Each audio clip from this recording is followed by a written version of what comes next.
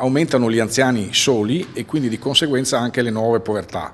In più, vivendo di più, non sempre si è autosufficienti.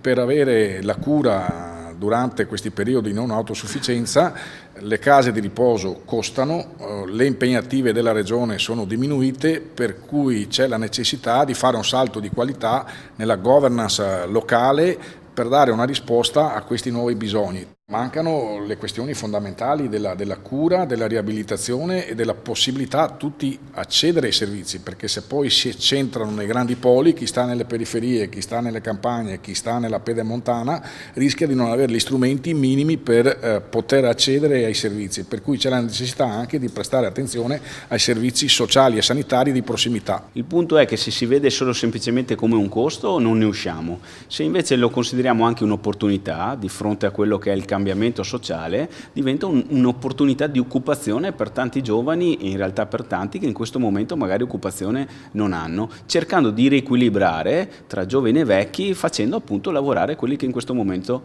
non lavorano. È strettamente necessario per il sistema pensionistico, è strettamente necessario per lo sviluppo economico. L'altro dato non è solo quello dell'invecchiamento, è il fatto della bassa natalità in senso generale, perché anche gli immigrati che vengono qui nel tempo poi si adeguano a quella che è la bassa natalità. Il punto vero è che questo è strettamente legato, e troppo spesso non si fa questa analisi, anche a una qualità della vita, e la qualità della vita per chi è in età lavorativa è strettamente legata al lavoro. Un lavoratore precario fa fatica in qualche modo a programmare la propria vita.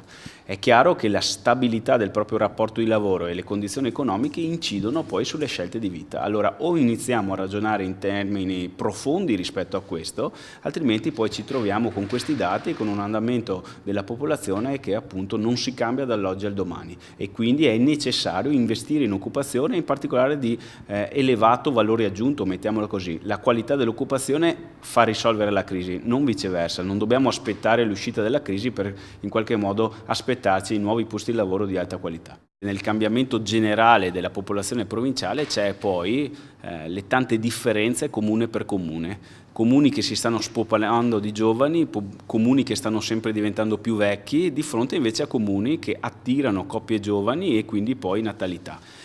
Bisogna considerare anche questi spostamenti. Noi attraverso la contrattazione sociale, agita in particolare dei pensionati, vogliamo entrare nel merito di queste trasformazioni per sostenere questa trasformazione in senso positivo per le persone.